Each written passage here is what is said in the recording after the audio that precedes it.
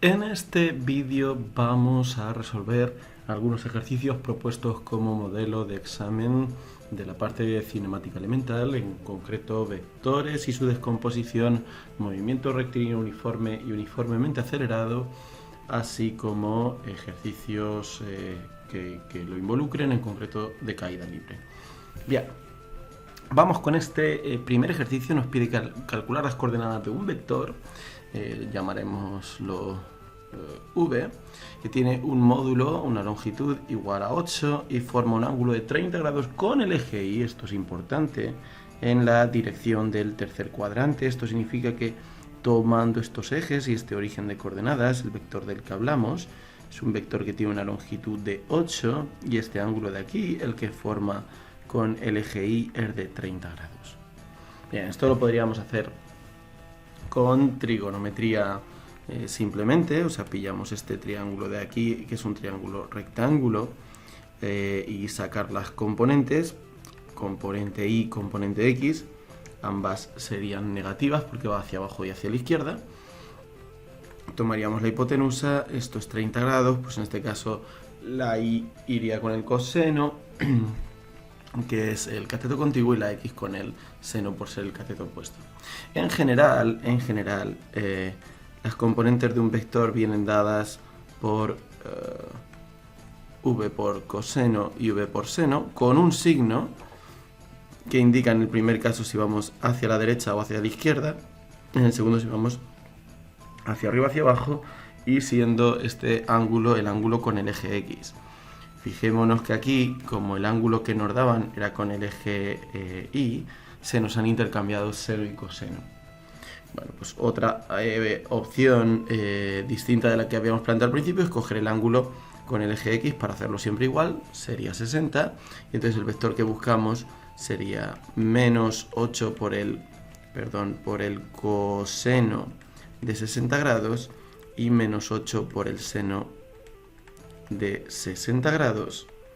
Esto es menos 4, menos 6,928.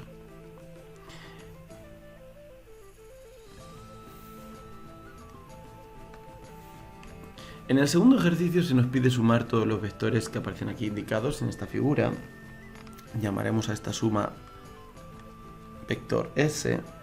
Va a ser la suma de, vamos a identificar cada uno de los vectores que aparecen por su color, del vector amarillo, el vector verde, el vector, vamos a llamarlo, como hay como dos tipos de azul, lo vamos a llamar cian, azul, y el violeta. Y sabemos que para sumar vectores lo necesitamos hacer componente a componente, y primero necesitamos saber las componentes de cada uno de ellos. En algunos casos nos dan su módulo y uno de los ángulos que forma con alguno de los ejes, por lo tanto necesitaremos descomponer. El vector amarillo es un vector que simplemente va 8 casillas hacia la izquierda, por tanto su primera componente es menos 8, y puesto que no va ni hacia arriba ni hacia abajo, la segunda componente es 0. El vector verde, en cambio, va 2 hacia abajo, y esto significa que no se mueve ni izquierda ni a derecha, y sí 2 en la dirección negativa del eje vertical. En el caso del vector cian tenemos un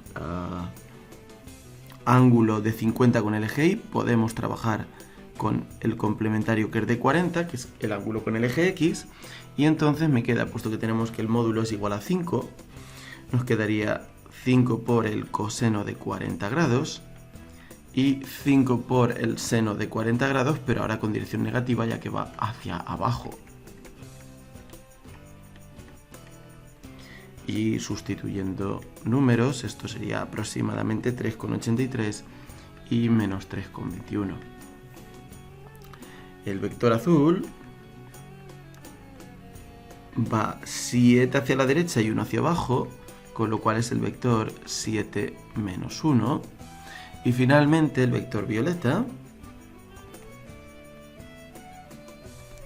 es, ya tenemos directamente el ángulo con el eje x, ambas componentes son positivas porque va hacia la derecha y hacia arriba, por tanto es 6 por coseno de 40 grados y 6 por el seno de 40 grados, que queda aproximadamente 4,6 y 3,86.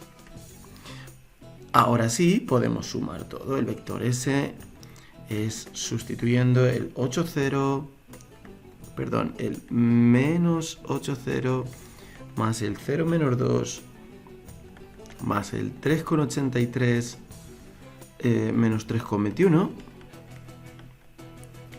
más el 7 menos 1 y el 4,6, 3,86. Sumamos todas las primeras componentes, menos 8, con 0, con 3,83, con el 7 y con 4,6, y eso nos queda 7,43. Del mismo modo hacemos esto para las segundas componentes y nos queda 1,65. Esto es, el vector resultante de sumar todos estos va hacia la derecha como unos 7 cuadros y pico y un pelín hacia arriba, que en cierto modo tiene pinta de que es algo que realmente es así. Tenemos 3 vectores que van hacia la derecha, solo uno hacia la izquierda, pues tiende a irse la suma de ellos hacia la derecha.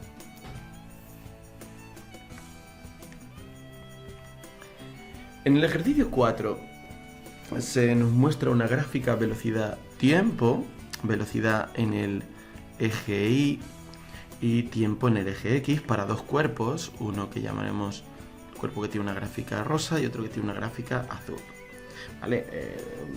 Nos podemos imaginar como dos coches que inicialmente tienen la misma velocidad de 10 metros por segundo, acaban con la misma velocidad después de 15 segundos, de 20 metros por segundo, pero no lo hacen del mismo modo. El rosa va subiendo paulatinamente y siempre del mismo modo su velocidad. El azul en los primeros instantes desciende su velocidad y luego la va aumentando hasta llegar a 20 metros por segundo. Muy bien. ¿Qué nos indica la pendiente de cada una de estas curvas? Bueno, la pendiente en una gráfica velocidad-tiempo, la pendiente siempre es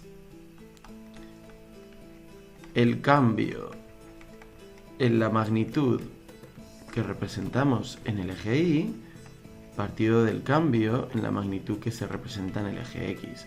En este caso es el cambio en la velocidad partido del cambio en el tiempo y por lo tanto estamos hablando de que es la aceleración. O sea, la pendiente nos está indicando en cada punto qué aceleración presenta cada uno de estos dos móviles. Nos dice en el apartado B, ¿hay algún cuerpo que describa un movimiento rectilíneo uniforme? Movimiento rectilíneo uniforme querría decir que la velocidad es constante, por tanto esta gráfica debería ser completamente horizontal, porque para todos los valores del tiempo debería tener el mismo valor de la velocidad. Esto no ocurre, no hay ningún cuerpo que tenga un movimiento rectilíneo uniforme. Nos hablan de un movimiento rectilíneo uniformemente acelerado. En el primer caso la aceleración es 0, en el segundo caso la aceleración es constante. Y esto, como hemos visto que la aceleración es la pendiente, significa pendiente constante. Y eso significa que la gráfica velocidad-tiempo debe ser una recta, hacia arriba, hacia abajo o como sea, pero debe ser recta. Esto ocurre para el cuerpo rosa. El cuerpo correspondiente a la curva azul, nos dicen en el apartado C, ¿está acelerando o está frenando a los 10 segundos? Bueno, pues lo que debemos hacer es coger a los 10 segundos y vemos que en este caso está subiendo. La curva está subiendo. Con lo cual, ¿la pendiente qué es? La pendiente es positiva. Esto quiere decir que la aceleración es mayor que 0, puesto que la velocidad en este punto también es mayor que 0, aproximadamente de unos 10, 11 metros por segundo. Cuando ambos tienen el mismo signo, eso significa que estamos acelerando.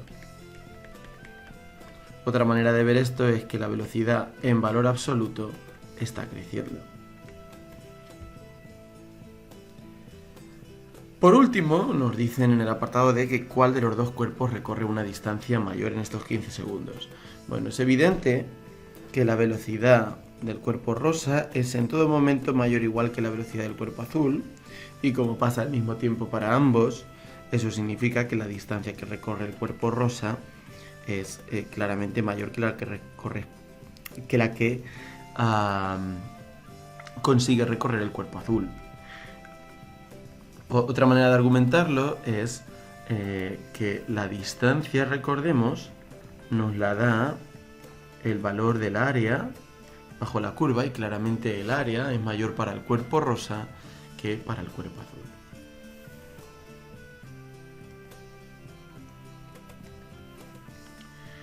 En el ejercicio 5 encontramos un problema bastante canónico de un lanzamiento vertical, de un cuerpo que una vez lanzado sufre una caída libre, únicamente actúa la gravedad sobre él. La aceleración de la gravedad es una aceleración constante, por lo tanto tenemos un caso de un movimiento rectilíneo uniformemente acelerado. En un movimiento rectilíneo uniformemente acelerado nosotros sabemos que las ecuaciones que nos dan la posición en función del tiempo y la velocidad son estas que estamos escribiendo aquí, donde v sub 0 es la velocidad inicial, a es la aceleración y t sub 0 es el momento, el instante en que comienza a moverse. Siempre que tengamos un único proyectil vamos a tomar por simplicidad t sub 0 igual a 0. Vamos a hacer las cosas lo más sencillo posible. Nos dicen que estamos a una altura de unos 40 metros y lanzamos un proyectil. Este va a subir y va a bajar hasta la altura igual a 0, que es donde consideramos que está nuestra referencia, el suelo. Por tanto, tenemos una altura inicial de 40 metros y una velocidad inicial de 54 km por hora, que rápidamente debemos convertir a metros por segundo. Lo hacemos con un factor de conversión, como normalmente. Una hora son 3.600 segundos, kilómetros arriba, kilómetros abajo, un kilómetro son 1.000 metros y nos queda que estos son 15 metros por segundo. Bien, en el apartado A nos dice: escribe las ecuaciones que indican la altura y la velocidad en función del tiempo, simplificándolas al máximo. Bien, como se trata de altura, en lugar de x pondremos y, y en función del tiempo tenemos a altura inicial 40 más velocidad inicial, hemos dicho que era 15 por t, no ponemos t sub 0, un medio de la aceleración en caída libre es un medio por menos 9,8, por lo tanto me queda menos 4,9 y esto por t al cuadrado, y esto va en metros. En cambio la velocidad vamos a tener que es velocidad inicial 15 y ahora sumamos la aceleración, que es menos 9,8 por el tiempo. Esto iría en metros por segundo. Estas ecuaciones, de aquí sale todo. Son ecuaciones que lo que nos dicen es, en función de un tiempo cualquiera, cuánto vale la altura de ese proyectil y cuánto vale la velocidad, siempre y cuando esté aún en caída libre. Una vez que toque el suelo o antes de lanzarlo o lo que sea, estas ecuaciones no son válidas. Bien, vamos al apartado B. En el apartado B nos hablan de altura máxima, que alcanza, y altura máxima sabemos que es el punto donde la velocidad es 0. Por tanto, el dato que nos dan es que la velocidad es 0 y automáticamente sustituimos, pues eso significa que 0 es igual a 15 menos 9,8t, y claramente de aquí, de esta ecuación que nos queda, podemos despejar el tiempo. El tiempo es 15 entre 9,8, esto es 1,53 segundos. Eso es lo que va a tardar en salir desde aquí y llegar a esta altura máxima de aquí. Ahora ya solo queda sustituir. La altura máxima va a corresponder a un valor de t igual a 1,53. Cojo mi ecuación de la altura y simplemente, ahora ya viene la parte fácil, sustituyo t por 1,53.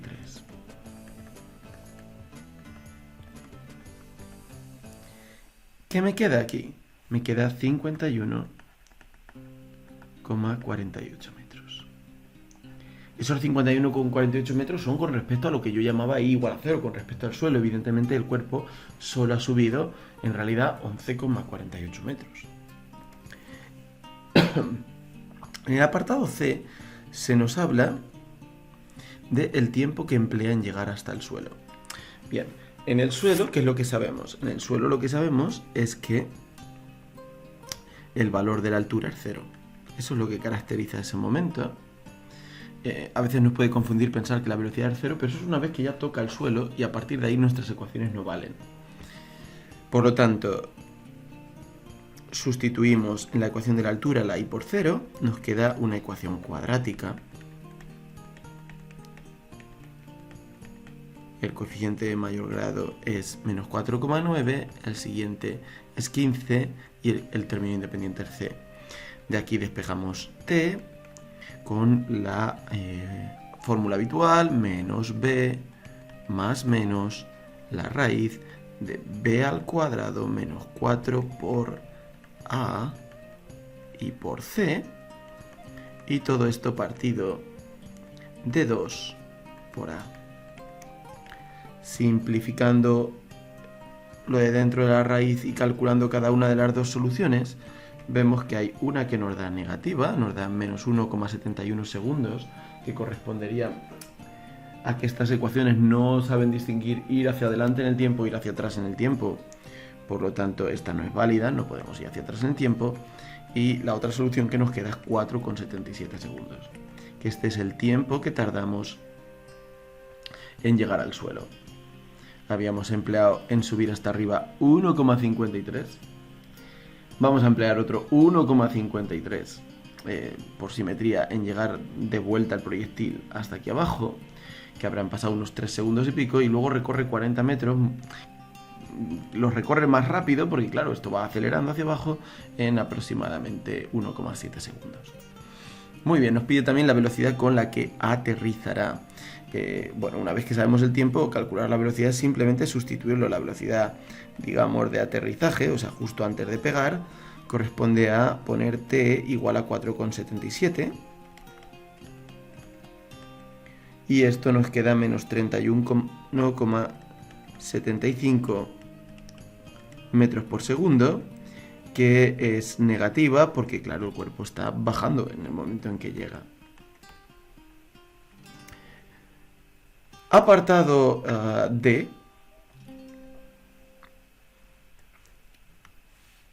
En el apartado D se nos dice que a qué altura se encuentra el cuerpo cuando desciende con una velocidad de 20 metros por segundo. O sea, nos está diciendo que la velocidad es de 20 metros por segundo, pero al loro, hacia abajo, ya está descendiendo. Por lo tanto, es menos 20 de acuerdo con el criterio de signos habitual.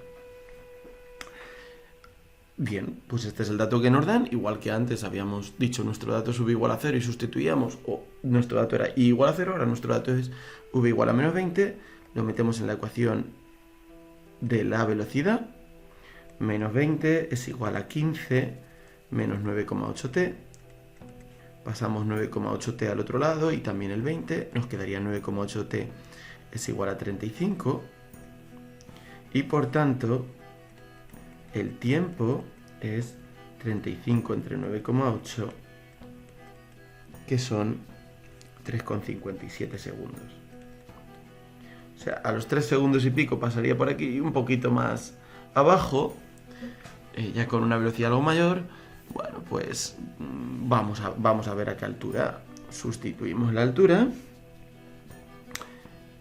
40 más 15 por el tiempo que nos ha dado, menos 4,9 por 3,57 al cuadrado, y eso, de acuerdo con nuestra intuición, da unos 31 metros. O sea que el cuerpo ya va a una altura más o menos por aquí. Aquí, si lo lanzamos esto a 15 metros por segundo hacia arriba, al llegar a esta altura otra vez irá por simetría a menos 15, pues bajando un poquito más ya va un poquito más rápido hacia abajo.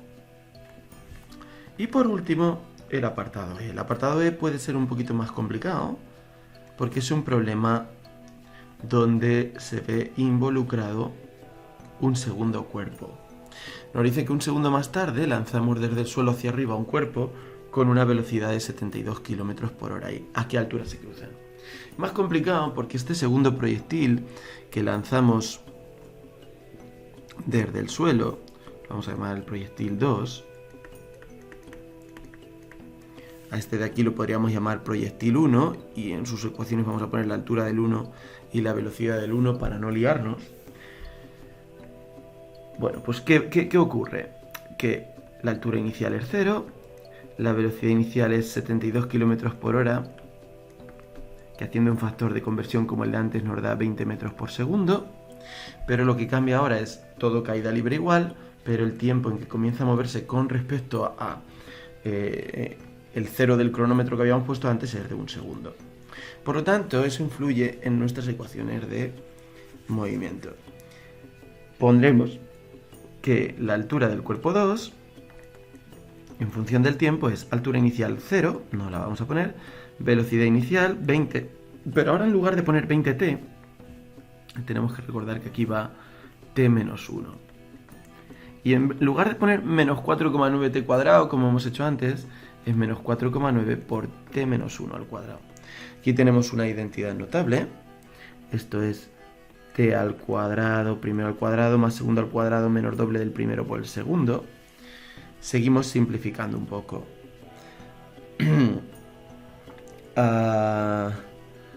Si seguimos simplificando, nos queda 20t menos 20, ahora menos 4,9 t al cuadrado, menos 4,9 y menos 4,9 por menos 2, más 9,8t.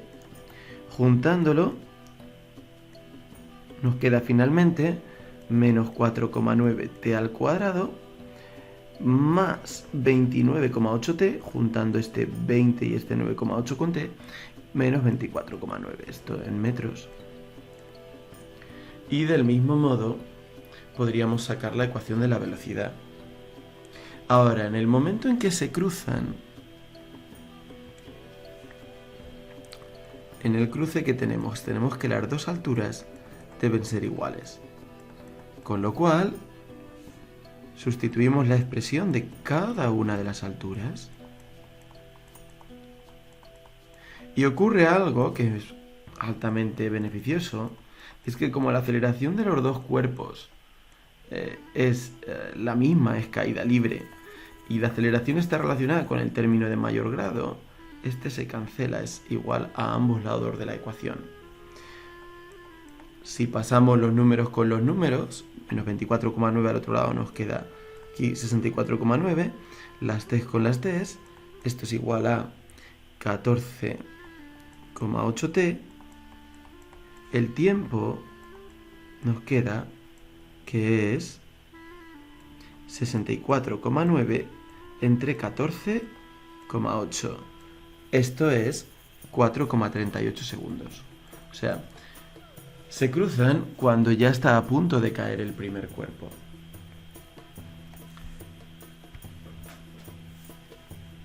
Para saber la altura, puesto que estamos evaluando un cruce, las dos alturas son iguales, podemos sustituir en cualquiera de ellas.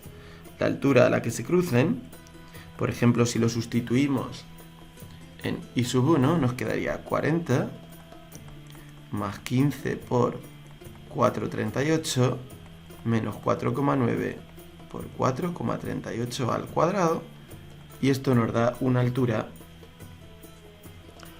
no la tenemos aquí calculada.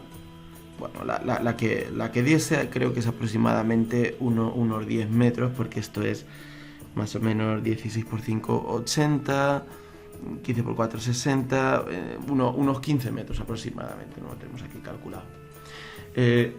Sí que tenemos calculado, por contra, las velocidades, y nos da que si sustituimos este tiempo en las velocidades de cada uno de los dos, la velocidad del primero es de menos 27,9 metros por segundo, esto quiere decir que estaría bajando, y la del cuerpo 2, no hemos sacado aquí la ecuación del cuerpo 2, sería la velocidad del cuerpo 2 sería inicial, que es 20 menos 9,8 por, no por t, sino por t a la menos 1, al sustituir nos queda que también está bajando. Bueno, esto no es tan extraño. Esto lo que quiere decir es que lanzamos este primer cuerpo, sube, empieza a bajar, el otro lo lanzamos un pelín después, básicamente cuando antes de que llegue el otro a la altura máxima, y lo que ocurre es que este ha empezado a bajar cuando el otro le pilla. Los dos están bajando, pero el primero baja más rápido y lo consigue pillar.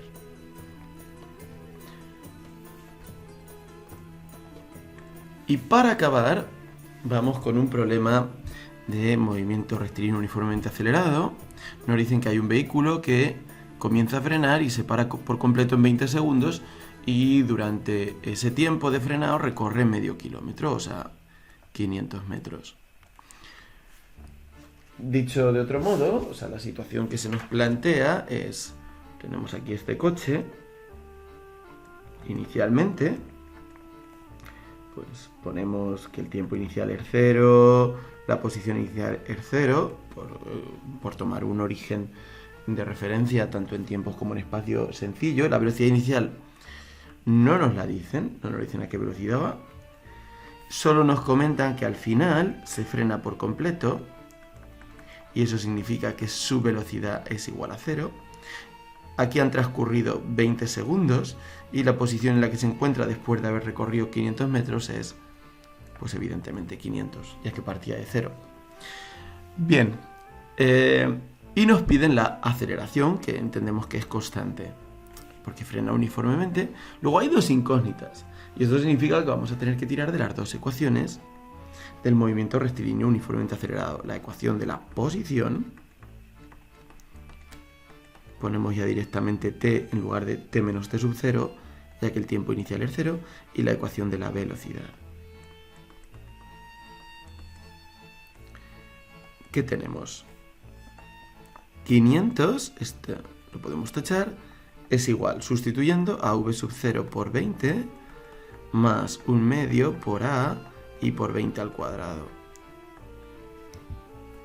Por tanto, 500 es igual a 20v sub 0, 20 al cuadrado es 400, entre 2, 200, más 200a.